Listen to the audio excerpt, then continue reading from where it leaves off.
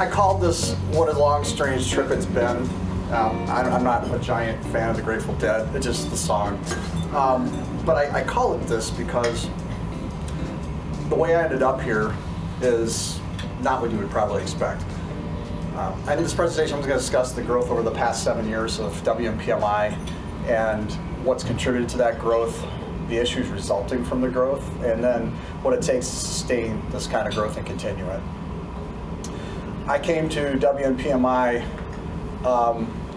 and I saw a room full of people, probably 100 people at this dinner meeting. It was held out at Crossroads Conference Center out at 68th and Division, and there was people there. I remember seeing Patty, and I remember seeing Chris, and I remember seeing a few people that I see in this room. And I was welcomed, and they gave me a pen because it was my first time, and they also, I got my PMP a couple months before. And the only reason I showed up in a PMI meeting is because I went and got a PMP. And I had no idea what PMI was before I had to go take the test. I really didn't know. I learned, I went and did a class, actually 3 classes at Villanova. I had a CIO that said, you need to go take these classes in this fiscal year. In the next fiscal year, you need to pass the PMP exam or you won't have a job. And I said, okay, with a gun to my head, I went and took the classes. And when the next fiscal year started on July 1st, I took the test a month later, July 30th, passed the test. And I signed up for a PMI membership before that, so I could get, I think it was because I could get a discount on the test. That's what it was. And then I thought, okay, and then you have to get these PDUs in order to keep your certification, or you have to take the test over again. That was plenty enough motivation for me to never want to do that again. So I did that, and I showed up for this meeting. I remember when I got the thing saying you got 2 PDUs for this, I stashed it away real carefully, not knowing what to do with them yet, because I knew I needed 60 of these before I could recertify. I came to PMI for very selfish reasons. I didn't want to take the test again, and I didn't like my job and my boss, and I wanted to find a different one. I figured I could find a job here amongst all these people. There's got to be a way, because you're working at places that I want to work, and you may know where a job is, so I did it for that. So that's why I was here. It wasn't because I loved project management, volunteering, and all this other stuff, but that's exactly why I showed up here. I never would have showed up here any other way. I had no idea. I've been doing project management for years. I didn't have any need for a certification. I didn't think I would, I never thought of coming here. So when I arrived, that's what I saw. And I started going, okay, can you get me a job? Can you get me a job? So I started to talk to somebody. It was this guy, kind of tall, standing in the back corner. They just talked about this competition that they're doing for the second year called The Project. And I was like, wow, I can volunteer and get these PDUs? I volunteer a lot. Why not do that? And I went and talked to him. His name was Ted Coleman. And Ted drove a hook in my back so deep that I'm still here today, 7 years later. Because he got me involved in a lot of different things, which I'll discuss in just a moment. I initially started out getting involved with the project competition. I was going to be the mentor for the Aquinas team. So I went, I met with Chris, I remember, and Kim Cook over at Steelcase. We had a meeting. They bought me Jimmy John's. They said they give you food here. This was good, because I love to eat. And I had discussion about what I had to do to be a mentor, and I was like, all right, I'm going to do this. And then the Aquinas team dropped out before I ever got started. They didn't have enough people to do the team. So I called up Kim saying, because I was afraid I'm going to lose any of these PDUs I'm so desperately trying to get. So I call her up and say, can I do anything else? And she's like, oh yeah, if you want to help out with us, some of these meetings. And I was like, yeah, great. Because she was, I think, in charge of the mentors at the time. And Dennis Bowles was running the competition. And then I ended up seeing the same guy who got me involved in the first place, Ted, show up at my job. He was contracting for my boss, showing her about how to build a PMO. And he's sitting about 10 feet from me. And I'm looking over and I said, what are you here for? What's your purpose? He goes, well, I'm here to help her, not so much to help you. She was telling me that he's going to help manage projects. I go, what are you going to do in 2 months? So he talks to me, he says, all right, look, don't worry about any of that stuff. I need you to take care of something for me. He was at the time vice president of marketing, I think it was. And he says, I need you to take this call. And I did a call. I was managing a call of all these people on for the project. And usually it's like an hour-long meeting or something. And I had it taken care of in like 15, 20 minutes. And he just looks at me at the end of the call and says, I need you to come to this dinner. And I said, yeah, sure, no problem. I come. And then he says, why don't you come over here? And they put me in a room, and there's like all these people. They said, well, we're looking for somebody to manage the competition for 2013. And I was like going, 2014, that's what it was. So I said, I need to talk to my wife first, because I don't jump into volunteer gigs without doing this. So I talked to my wife. She said, yeah, go ahead, do it. So I managed the project. And that's how things all got started. And that's when things started to change for me, because it wasn't so much a selfish endeavor anymore. I really enjoyed the project. I enjoyed the people. I enjoyed the people I started getting to know, and that's what's kept me involved. Because if I don't have my heart in something, I don't get creative. I don't have any ambition. I can't do anything worthwhile, and I'm certainly not going to do anything good for the organization I'm volunteering for, or even working for that matter. So what I'm going to do is I'm going to walk through the different areas of WPMI, and I'm going to talk about what I've seen happen in the last 7 years, what's changed, and what we've learned in the process. And the first thing I'm going to start with is member experience. And what we offered 7 years ago was we had a dinner meeting 7 times a year. We had the project that had just started. We had professional development day, and we offered PMP training classes. And these PMP training classes were taught by volunteers within the organization. I think they lasted about 6 weeks. And there weren't boot camps necessarily.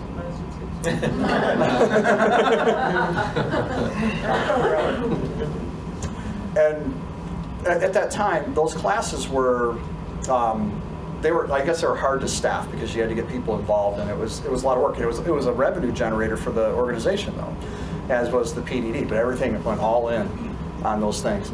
The events we were doing, and I'll talk about in a little bit, were costly.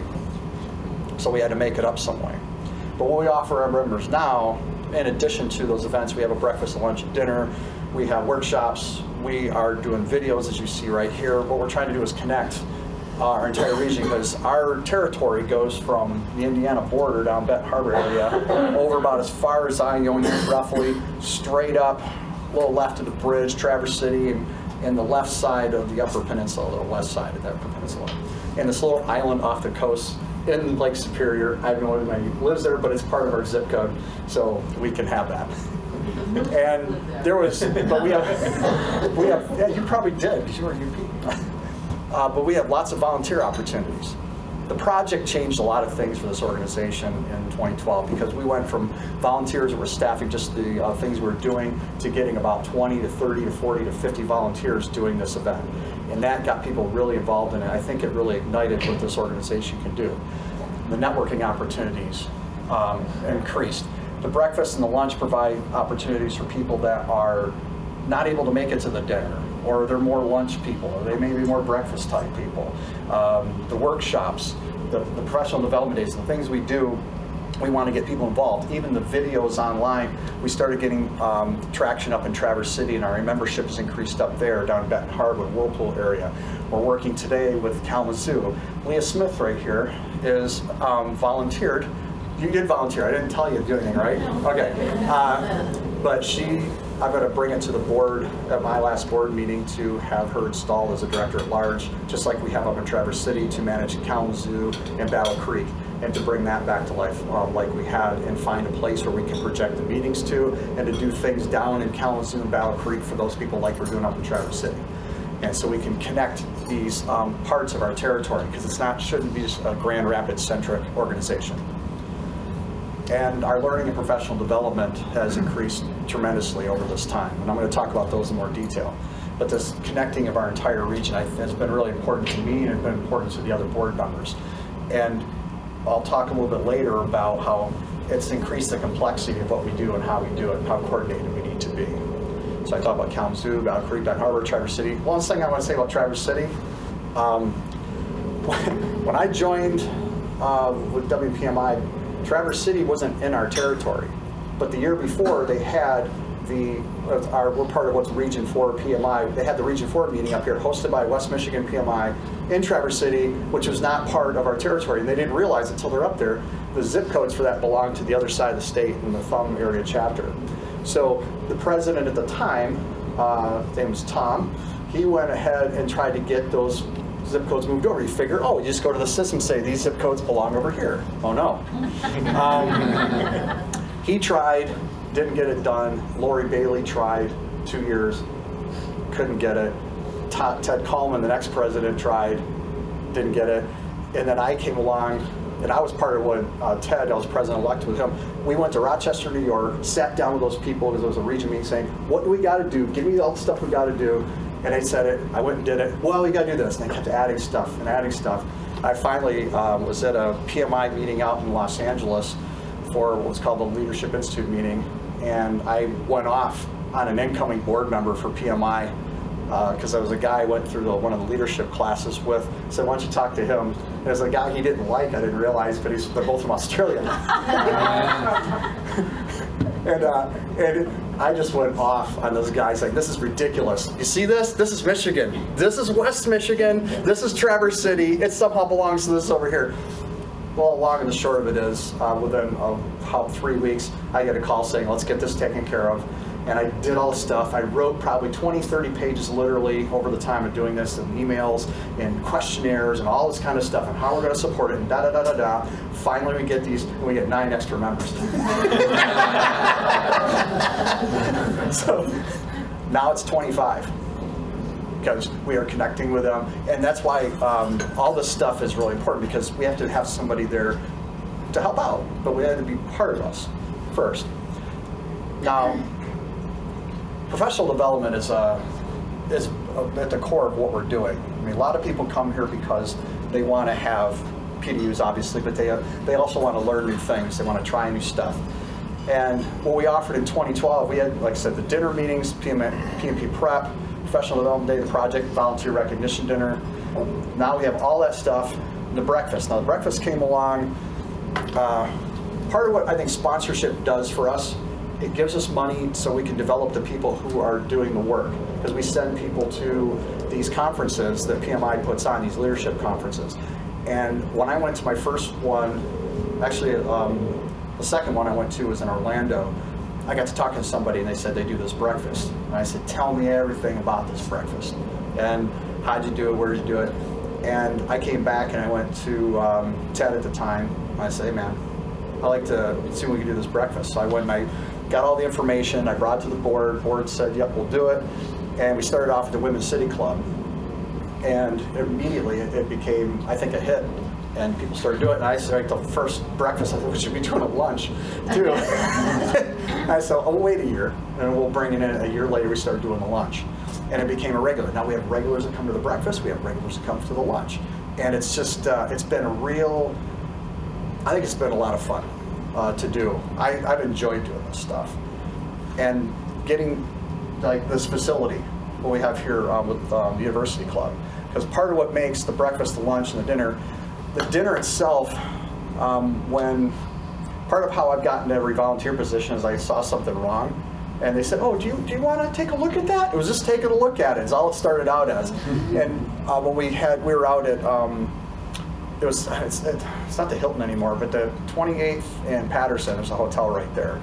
They call it something else, but at the time it was the Hilton. And they were charging us a lot of money to hold our meeting there. That was a temporary place because the place we had before wasn't working out. So we had this temporary place, and they were charging us to project the video, and it was a lot of money. It was costing us a lot more to hold the meeting than we were actually getting in fees. So I said, well, why don't we just bring it down to the community college where I work? I mean, they got all the stuff we need, and they go, oh yeah, why don't you go take a look at that? And that's how it always starts. So I went and I arranged it, and then in January, we hold a meeting there. Now January, this particular January is a very snowy day. And the meeting itself, I think, went off pretty well. It cost a lot less money. And then we had those tickets, like you got here, those green tickets, because it's an Ellis lot where we're at.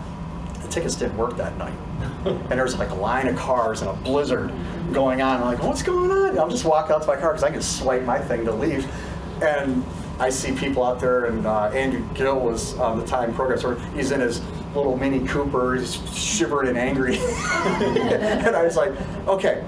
I called the campus police, told them to come down there, and they started opening the gate and stuff. And I go, we don't like the ticket in the parking. Yep, keep on going. So waving them through. So the contact, I said, look, we can't have this ever happen again. This is ridiculous. So we held it there a few more months, and then we moved over to Crossroads. But they started off not charging us so much, but then they just started charging more, and the quality went down. But we also tried to do a live meeting from that too, using what was called a swivel, which somebody wears this little thing when they walk, the camera follows them wherever you go. And we had it on something like this, but somebody would always lean on it, and they'd shake stuff, the camera would shake, the sound wasn't good, we're running it by phone, the sound, and this cable was running through their kitchen, draped over a couple racks, and it was just, it wasn't working. And we started talking to the Pinnacle Center, and the Pinnacle Center said, we can do all that stuff for you, don't worry about it. And they did an in-kind sponsorship to cut the cost. So we're basically revenue neutral.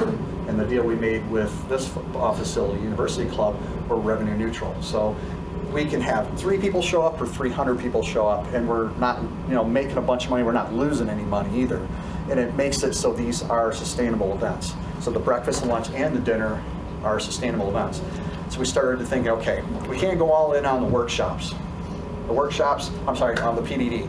PDD was like our big money maker, and we would spend a lot of money bringing these speakers in so we can get 300 plus people in the Pinnacle Center. Now the problem with 300 people in the Pinnacle Center is that the bathrooms don't hold 300 people real well. And even with 300 people in the room, it's still a little bit cold, isn't it? Okay. So I asked her if the room was here good, because I can actually control the temperature over there. We had to figure out a way to keep from putting so much risk into that one event and offer us some other events. So we started doing workshops. And the workshops, we did one here and we did one at the Pinnacle Center this year. And what it did is some people said, well, I can't go to the workshop and the PDD, which is fine.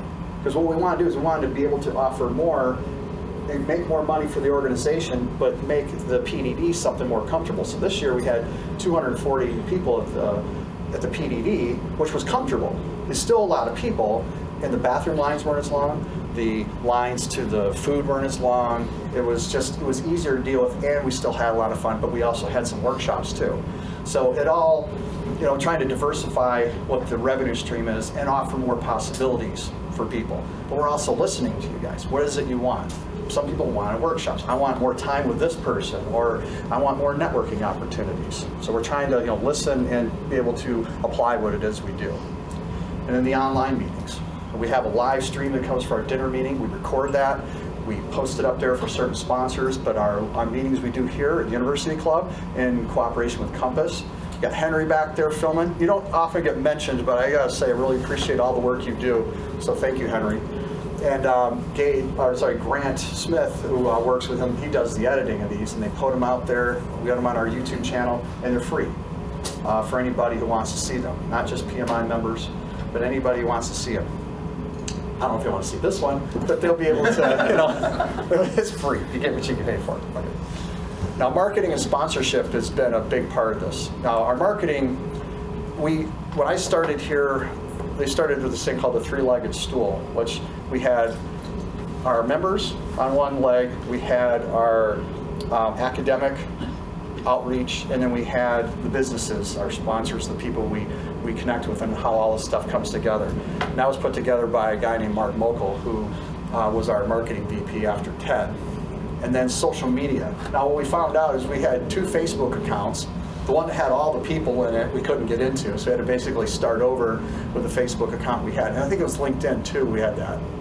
Yeah, we're still working on that. Yeah, the LinkedIn one. The LinkedIn one. And I remember Kinga was going after that. And we also had this company that was helping. We had 2 different companies. We had one that was called Lambert Edwards. They were doing marketing for us, and it cost us a chunk of money. And it was okay for a bit, but it wasn't getting value. Then we had another company, and then Kinga started in marketing and said, look, we're paying all this money for all this. And he's like, I will find somebody else. And she found the marketing company we have today. But what I'm saying is every time we have a changeover, we get a different perspective. We find ways we can save money, we can find ways we get value. And this board, every board that I've worked with, for PMI has been that we worked well together. I think we make good decisions together, and we try not to act on our own. We work together. I usually like to use the word we. There's not a lot of I involved in this. The third-party marketing that I just talked about. Now sponsorship. Now sponsorship is a huge part of what we do because we can offset the costs of things with sponsorship. We do in-kind sponsorships. Steelcase has been one of the best ones we've had because in in-kind sponsorship, they take care of our printing. So when you see those programs for the professional development day, for the project, any of those handouts you get at workshops, that's all done by Steelcase in exchange for they get what's called a bronze sponsorship, which gives them tickets to certain events and access to certain videos and things that we do. Now when I started around 2012, but in 2011, sponsorship was less than $2,000 a year. And then Ted came along and he started to get sponsors. But the biggest way we were able to get sponsors, you're not going to be able to get out there easily. There's a party over there. Where was I? Oh, sponsors. Now, with our sponsorship, the biggest problem is the guy who was doing it before wasn't asking anybody. And it's hard to go ask people for money. It's hard to say, hey, we want to have this money. Oh, what are we going to get in return? So what we started to do, we began able to increase it more and more, but it was with a sponsorship prospectus. So what we do is we put together this guide saying, this is the value proposition we have here. This is what you get in return for giving us money. And the money that we get, we put it back into programs. We've offset the costs. There's been people that have been having trouble, like they can't find a job or something. We can comp events, partly because we've gotten the cost down and because we have some money that we can do that with. So we can comp events for some people. Or there's somebody, guests that we want to bring in, we can pay for speakers to come in. Because we do speakers from our membership, but we also pay speakers to come in for our dinner meetings. So we try to provide a variety of things. And what's it take to do it? You've really got to go out there and ask. And we actually created a position in our last bylaw change for a VP of sponsorship to move it out of marketing. No one stepped up.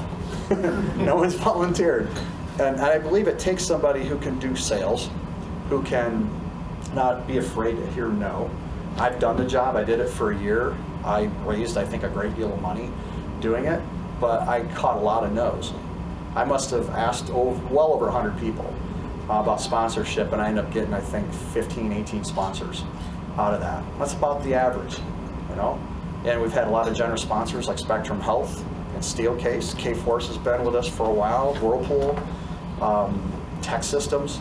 They've been with us, for the last several years. And there's people that, if they're not getting their value, I totally understand if they don't want to, but the value that we get out of it is huge. And it's how we can develop these programs, how we can develop the work that we do, the places that we've been able to present at, sending people to these conferences. Like the Leadership Institute meeting, I think is really important. The fact that we can send some people that, because that's where I've gotten a lot of good ideas. I just didn't come up with this stuff sometimes. I heard somebody talking about something at a meeting once, and it gave me an idea of how could I solve it, which made me think, how could I implement it here? That's where video came from. Someone was talking about, we got all this, we can't get this video out, it costs too much money. And I just started thinking, what if we had a college do it? And then I started talking about colleges. And I was thinking Kendall at first, but somebody on our board worked for Compass. They said, can I get you a meeting with Compass? I sat down with them, we drafted an agreement, and we had all of a sudden video at a price that's easy to afford, and it's very sustainable. And it gives people at Compass a chance to actually go to the video, to learn how to shoot it, learn how to edit it, produce all of it. It's really nice. So we try to do things that are going to be able to give it's a win-win proposition. If we're getting something and you're not, it ain't worth it. Academic outreach. This used to be called education, and it included our PMP training that we used to do. And we came along and had the K-12 initiative, which has been fading over the years. What we were doing, we were going into schools and teaching project management, so it would lead to them being able to take the test, the CAPM test, which is Certified Associate Project Management. And we had a guy who went through the training, he passed the test, he was like a god. We had him around. Any event you want to go to, no problem, we got you covered. And he came around for a bit. He ended up getting a job in project management as a coordinator with that CAPM. And I think he's ready to sit for a PMP anytime soon because he's got the experience now. But it started to fade because we couldn't get into a program that would allow it. So we're trying to find a way into community colleges now. So I think it'll be more sustainable there. And then the project competition. I'm sorry. A couple things about the project competition that we've learned is if we do preliminary presentations and then we lead it into a final four, the people in the preliminary, they want to leave because they didn't make it. So we started having cash awards for the people in the preliminaries that didn't make it, and that kept them around for a bit. But this year, we changed it up, the whole format altogether. Everybody presents once throughout the day. And we'll have a schedule who's presenting, and you come in and the PMO panelists will score, and their score is going to count throughout the day. But we also have executive judges, and their score is going to count, but it's weighted less than what the PMO panelists have been seeing them all this time to make it more fair. We're always trying to make it fair. We have a rubric. When I started, we didn't have that. It was all kind of like judgment, so we created a rubric for it. So you can say, this is what this means, and this is what this score means, and so on. It doesn't kill subjectivity, but it's constrained it a lot. And it got more people involved, and they have a better expectation of what it is they had to do. All these things, man. It's every year. We look at it and go, okay, what do we get right? What do we get wrong? What are we going to change? Now, finance. Now, I talked a little bit about how we funded the chapter before. It was the Professional Development Day, PMP training, and that was really what funded the chapter. And what we do now is the PDD, the workshops, breakfast, lunch, and dinner, like I said, is pretty revenue neutral. We have revenue shares we do with people.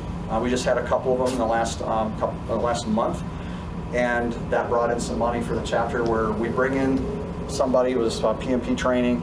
They do the training. We split the costs on the food and the facility, and then whatever's left over, we split 50-50. And that works out pretty good. That way, you don't have to depend on volunteers to do what some people get paid $5,000 a day to do, train PMPs.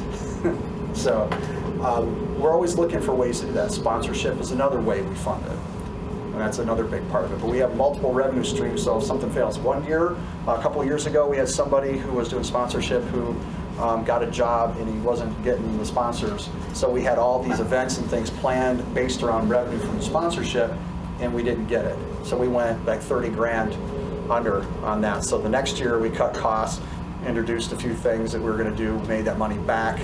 And then this year, we made it back some more. So we don't like losing money, especially in nonprofit.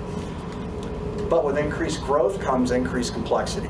Gary Van Heetsma, who has been our VP of Finance, I think basically has got the experience now to go take the CPA exam. Because the last 7 years, things have changed a lot for him. And just all these things, like I'll give you an example, the project. When you were given a check for $5,000 split 5 or 6 ways to a winning team, they have to get $1099, okay? Because it's over $600, or $599, I think it's something like that. Getting in their $1099, we had to make sure we had all that stuff laid out. So we had all these forms waiting. Some people had addresses that were their dorm address they're no longer living at because they were a senior in college and they're gone. So they never got that. So we had all these checks floating out there that would never go, or they get bounced back to us. So these people never got their money. So I said, Gary, what would it take to make this less complex? I hate handing those forms out. And I said, all right, what if we lessen the amount, we gave them cash, but right up to the limit for what it would take for them to get cash, but not have to claim it on their taxes. So we changed the amounts, which made it less costly to do the event. But this year, what we're going to do in 2020 actually, is anybody who shows up for the event's free. We're not charging for the event. So volunteers, participants, people that come from the business world who want to see these students perform, do what they're doing, it's all going to be free because it's going to cost us less money to do that than to go through all the hassle, the taxes, and so on. Then there's other, the complexity with the workshops, with the PD, all these different things. Every time we do something, Gary just goes, like guys, like, what idea did you come up with this time? I said, oh, okay, we got another invoice we got to do with this side because we got these 12 times a year breakfast and lunch at this facility. How can we work that out? Can we just get one invoice? Because they're sending us an invoice for every single thing. I said, what? How we can get a monthly invoice? But what we've done recently is it's very time intensive, but we have a recent partnership, and I say recent, this is like this week, with Letting and Associates. They've done our taxes for a while, but they're also going to do our day-to-day accounting. And we're also going to get hooked up with this system called Expensify, which will allow our people to do any kind of travel or any kind of expense-related work to do their expenses through this thing called Expensify, which runs it through our QuickBooks online, which you can actually get paid directly out of our account with once we say it's got workflow, and it takes it and it'll write you an electronic check to your account. And that way you don't have somebody having to write a check, have to go out and manually update QuickBooks, and so we're still going to have people doing that, but we've got people that are accountants overseeing it. So from each board to each volunteer and doing the finance, it's going to be consistent. Because Gary letting go of this without that would be really hard because of what he's learned, but also what he's had to deal with. Say, hey, anybody want to volunteer to do the books? You know, it's like, no, not a lot of volunteers for that. Now, administration and technology. One of the things I did for a couple of years, I was VP of administration, and that's where I started talking about the facility costs, because I was looking, okay, why are we paying all this money? Because we were losing anywhere from 20 to 40% on some of these events, these dinner events. And because the facilities, they start out really nice. They give you nice food when you come in the first time. You know, the people are all nice dressed, and they got a little thing over their arm. It starts out real good. And then after about, 6 months, it's like, yeah, there you are again. And, and then the cost started going up and the quality started going down. So I went and shopped every place around within a reasonable distance and came up with this place and then the Pinnacle Center for our two main venues. But we can do stuff at other places too. But they've been the most cooperative. They've been the most helpful, and they've helped us keep our costs neutral. Technology needs is a big thing. Compass has been a huge help with the filming and stuff. You know what it costs, all that equipment that they're helping us with? It's huge. We were doing cell phone cameras on this little thing, and it just doesn't work as well. Pinnacle Center has hundreds of thousands of dollars wrapped up in their technology, and they do a great job in live streaming all these things and recording it, and it's been really helpful to us. So connecting with facilities that have good technology, or at least allow us to use good technology, has been a big help. Content registration management system. We have a system right now called Other Chapter that does the website and also our registration system. I think it's a decent system, but it took a lot for me to learn it the way I do, and a lot of experience. And what was happening is you get somebody who understood it, then when they stop volunteering it, either they stopped volunteering abruptly or they stopped volunteering in transition, but training somebody how to use it was difficult. And it's not a very intuitive system. I remember when I first started, I just kind of got dropped on me, and I was going out figuring things. I've been doing websites for over 20 years, right, when they first started coming out. And I was like stumped on this one thing. I couldn't get this email address to appear on the board thing. And I go, why is this not popping up? And it took me 4 days. But in those 4 days, I learned a bunch of other stuff trying to find it. And when I finally figured out what it was some random field that doesn't have anything to do with anything is what it was. And I was like, oh man, okay, now that I understand the psychology of this thing, I started digging in deeper and getting a better understanding. But the problem is, I tried to show other people this stuff, and they just kind of go, and if they don't use it right away, they're like, I don't know how to do this. So we wanted to find something different. So we recently contracted with a company called MG2, and we are going to move our website. Originally, we were going to do it this month. I don't think it's going to happen because we have to do some more learning on this and how we're going to transition things over. But I believe it's going to happen in January, probably mid-January. You'll notice once you see it, it'll be different. But allow us to make our site prettier, very attractive. It's more mobile than the one we have, and it's easier for people to learn. It's very, I just looked at it and watched some people doing it, but it updates a lot easier. It's not a 10-step process to change a file on something, which is literally what you do in Other Chapter. It's like a 3-step process. So being able to do that, I think, is really good. I always have to remember we're a volunteer organization. How can I get somebody who is volunteering up to speed quickly and not want to burn them out so they stop volunteering, especially mid-step? So having technology that's easy to use, easy to pass on from place to place, and is sustainable is a huge thing of what we were trying to do in the last several years. And successful administration of a chapter, not just within the administration area, but overall as far as board members. I believe you got to take care of people. I believe that your personal life is more important than your volunteer life. I know that things come up, and that's always been more important. I treat people as if I'm paying them $100,000 a year to do this stuff, not collectively, but each, And I like to make sure that they understand what it is they're doing and why they're doing it. Because if that's not connected to it, then there's no point. You don't have the heart for it. But we got a lot of great volunteers on our board within the organization, and I really appreciate all the stuff that they do for this chapter and what they've done for me.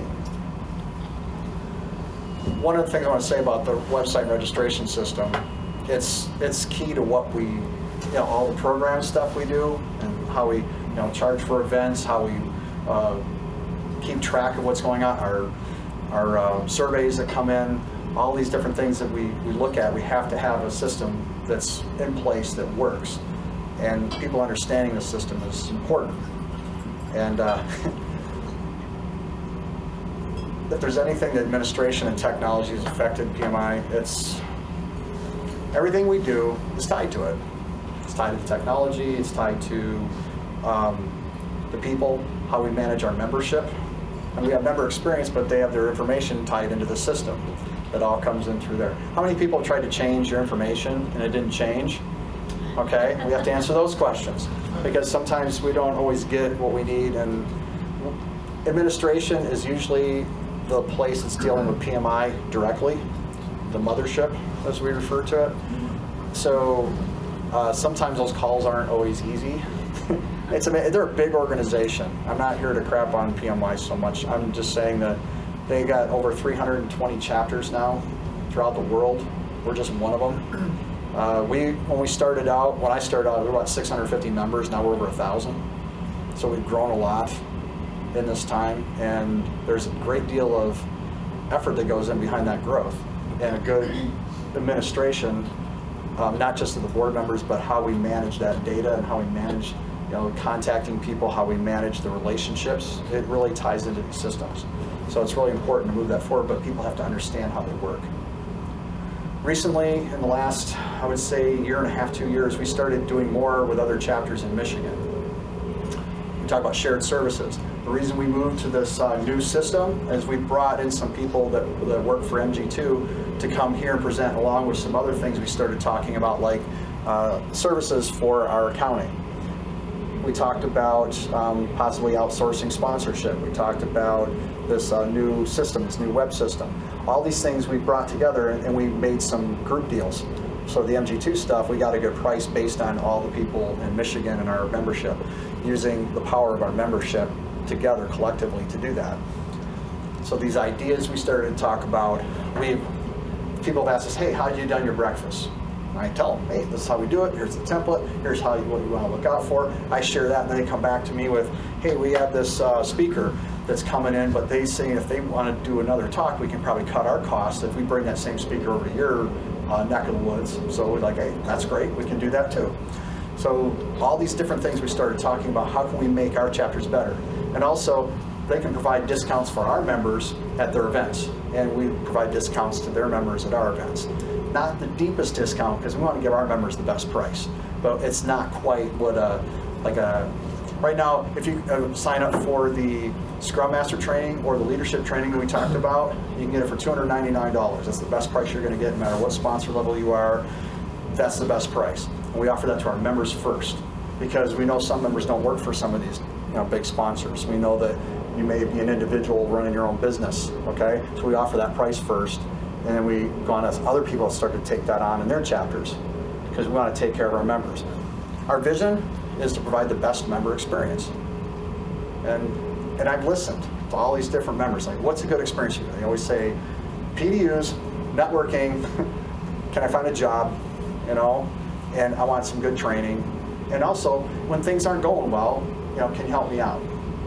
And I say this, I've said this a few times in a meeting, but if you are looking for a job, and you really want to get a job, volunteer for PMI, be really good at what you do, and in 2 months you have a job and you have to quit. And I'm okay with that. And it's been almost every single time I've seen people do that. It's just what it is. And I find it's real important for people to stay connected to the chapter. I'm going to stay connected to the chapter. You know, long after I'm done with this, I want to. I don't want to take the test again, true, but I made a lot of friends here too. So, what's next? I'll be the past president in about, what's the date today, 13th? 18 days, a couple hours. I'll be the past president. And Kinga Wmpmi is going to be our next president of this chapter. I'm excited for her. She's going to tell you more about what's going to be next. I'm going to offer whatever transition assistance I can provide along the way. And you'll probably see me hanging out. You know, I don't think I can totally let go as long as I'm, you know, as long as I'm volunteering doing something. I'm usually pretty happy. As Aubrey said, I volunteer for other organizations. I think there's 4 total that I volunteer for, and each one of them has a special place in my heart.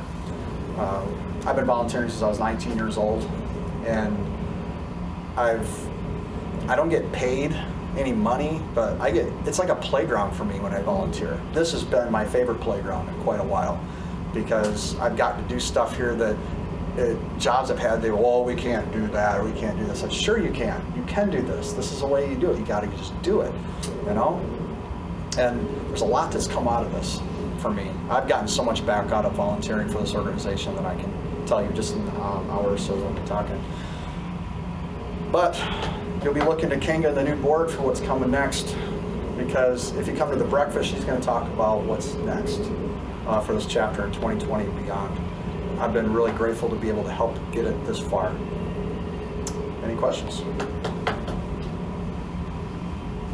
Yes, sir. Being a new guy, I think is the best question. You talked about other chapters. How big is Michigan in general? How many other chapters are there? There's 5 chapters in Michigan. Great Lakes is the biggest one. They have about 2,000 members. We're the second biggest with over 1,000. I think there's 1,013 this morning.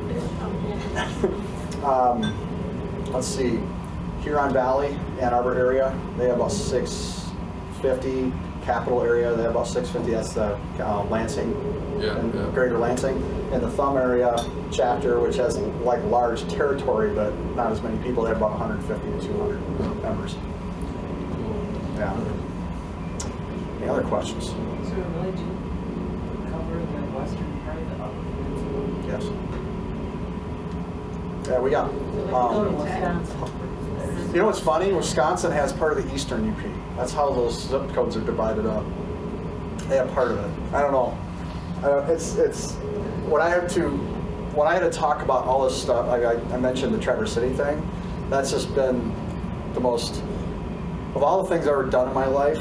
I wasn't going to let that go. I couldn't. I mean, I watched all these other guys go through it, and I just was like, I'm not letting this go. I don't care how long it takes. I'm going to get this.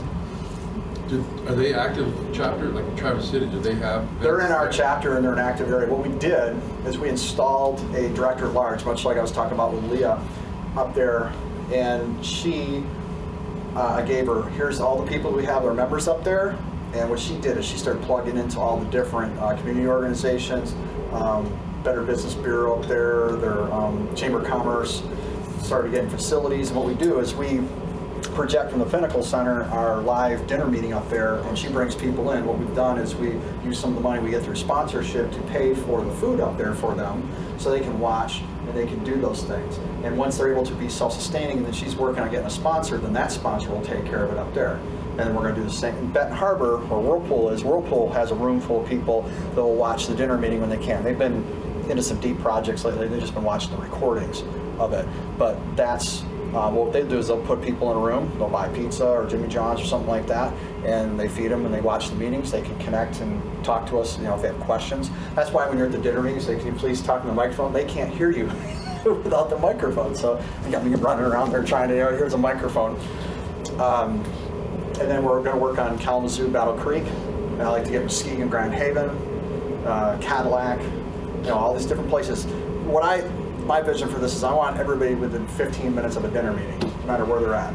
They can drive to it, they can go there in person, or eventually once we get those locked in, we can start doing individual people that are just in remote areas that want to watch it live and be able to connect. With the license we have out at the Pinnacle Center, we can do that. I think we can connect up to 50 people for free before we start having to pay for it.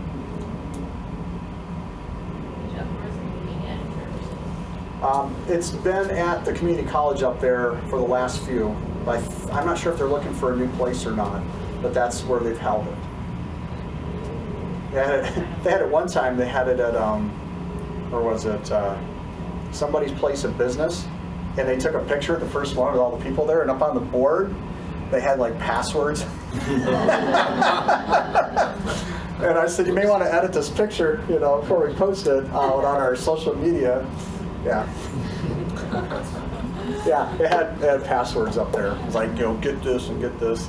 It's like somebody's network drawing and what they were doing, and they had it in one of the IT conference rooms. So, lesson learned there, you erase your whiteboard. Any other questions? Nothing?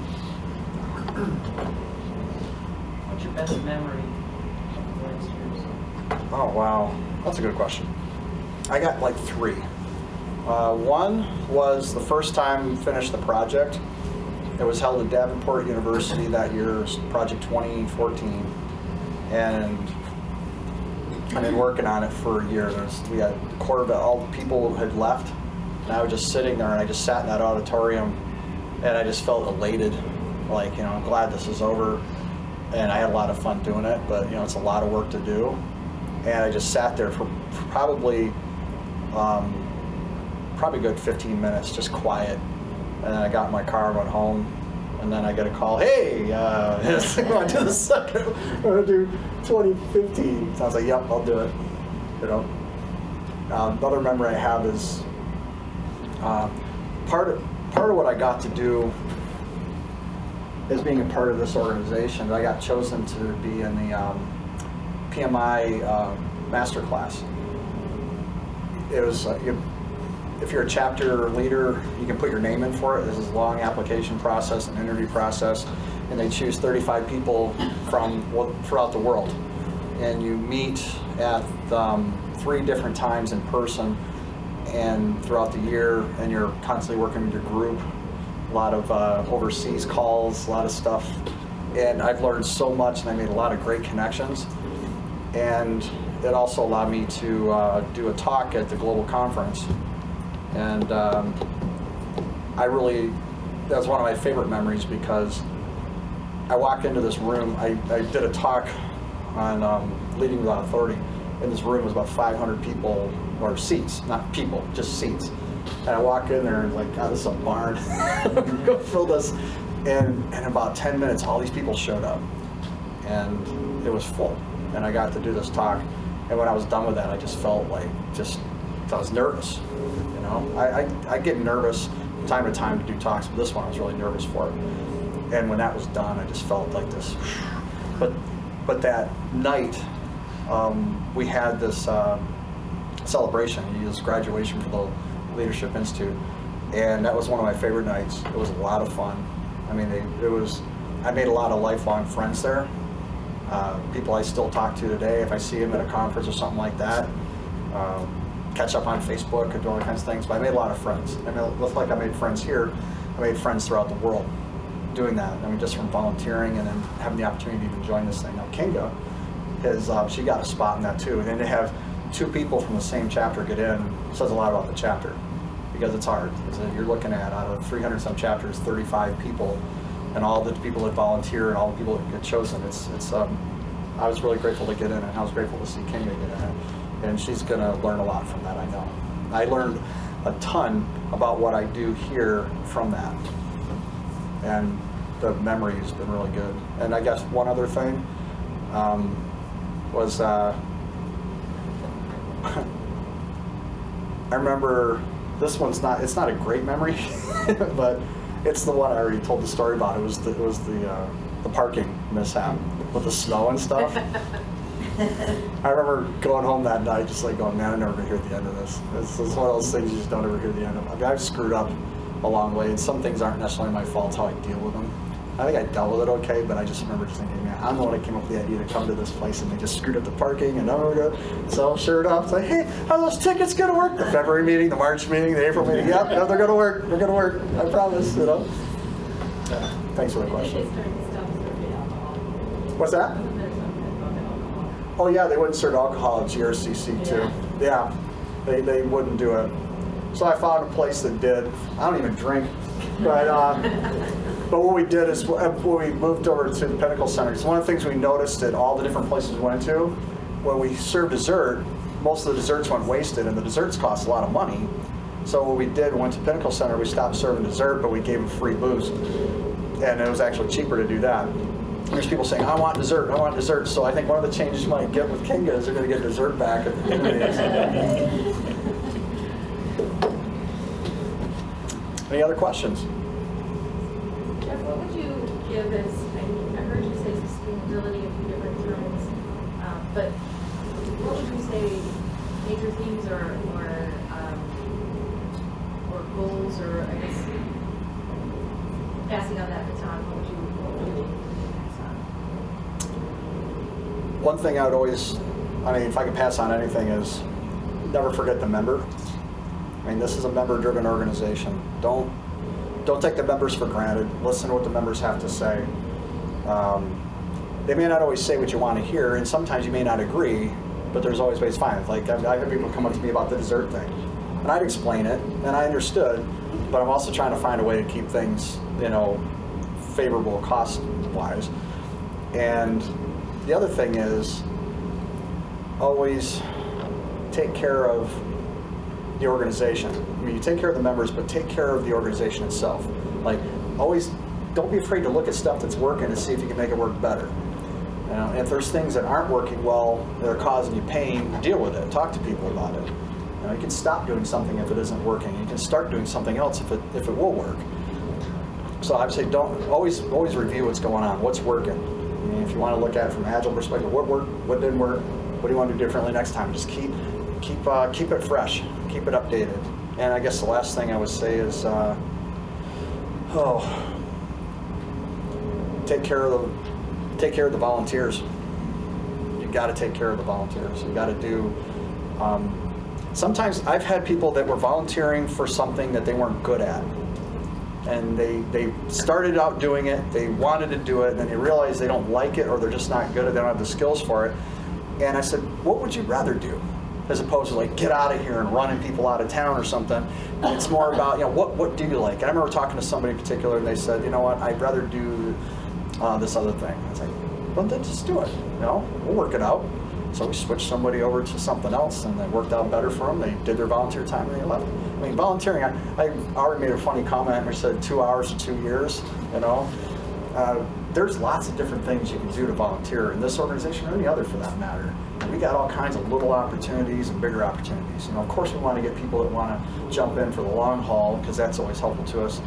But the way our board is set up is we get rid of our volunteers on the board after a certain amount of time. Patty, who's been involved for many years, and me, I'm going out, as far as being on the board, making decisions. I can't after the 31st. I'm out. But you can still keep people around to volunteer, to do things, to help out. I'm sure I'm going to be helping out doing something. I want to. But I also think that if you don't take care of your volunteers, this organization's dead. If you don't take care of the members, this organization is dead. If you don't take care of how things work and keeping things fresh, this organization is dead. I could go on and on about that. It's really important. You got to. Think about how many professional organizations there are anymore. Okay? There's some that are popping up sometimes, but there's some that have just died. I've talked to people at conferences, like I was at there was some, what was it called? Connect GR, I think it was. And they had a few of these professional organizations that were there, and they're struggling. And they said, well, how many volunteers do you have? How many members do you have in your organization? I said, we have over 1,000. They go, oh, really? How? And it really comes down to those three things. You got to take care of your members, you got to take care of the organization, you definitely got to take care of the volunteers. If you don't do those things, the organization will die. Any other questions? All right. Well, thank you very much. Thank you, Jeff.